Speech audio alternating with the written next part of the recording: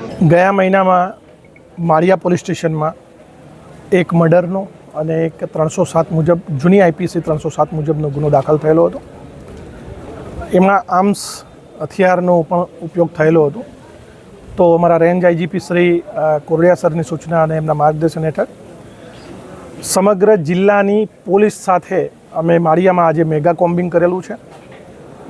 આ જે mega combing થયું એમાં 3 ડીવાયએસપી શ્રીઓ, 15 જેટલા પોલીસ ઇન્સ્પેક્ટર, 32 જેટલા પીએસઆઈ અને 400 જેટલા પોલીસ કર્મચારીઓનો સમાવેશ થાય છે.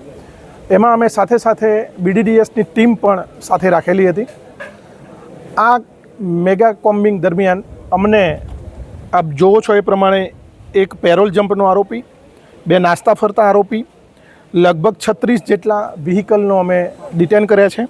11,500 જેટલો સ્થળદંડ કરેલો છે. પીજીવીસીએલના 3 ગેરકાયદેસર કનેક્શન પણ અમને પ્રાપ્ત થયા છે. તો પીજીવીસીએલના અધિકારીઓને બોલાવી એમની પણ આગળની કાર્યવાહી અમે કરાવી છે અને લગભગ એમના સર્વે મુજબ 8 લાખ જેટલો દંડ થશે. આપ જોઈ રહ્યા છો એમ અમને એક કટ્ટુ દેશી બનાવટનું હથિયાર અમને પ્રાપ્ત થયું છે. સાથે સાથે 23 જીવતા રાઉન્ડ પણ અમને પ્રાપ્ત થયા છે. 3 જેટલી એરગન છે.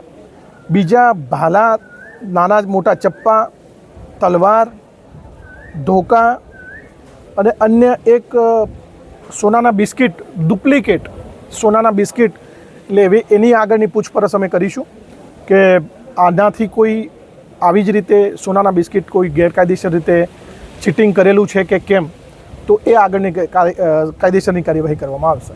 હથિયારની અમારી અત્યારે કામગીરી ચાલે છે. અમે લગભગ 3:30થી માંડી અને 6:30 સુધીનું કોમ્બિંગ, 6 વાગ્યા સુધીનું કોમ્બિંગ સતત કરેલું. ફૂટ પેટ્રોલિંગ પણ કરેલું છે. આગામી જે તહેવાર આવે છે રથયાત્રા, એ અનુસંધાનમાં પણ અમે ફૂટ પેટ્રોલિંગ કરેલું છે. તો એ આગળની જે કાયદેસરની કાર્યવાહી છે એ અમે ગુનો દાખલ કરીને પછી આપણે જણાવીશું. મારી ધારણા મુજબ આ મેગા કોમ્બિંગ આ પ્રકારે છે. સાથે સાથે બીજા અન્ય 3 ગામમાં પણ અમે 1 પીઆઈ, 2 પીએસઆઈ અને 30 જેટલા પોલીસ કર્મચારીઓ સાથે, અને ત્યાં પણ 3 ગામનું એક સુપરવિઝન ડીવાયએસપી શ્રીએ કરેલું છે.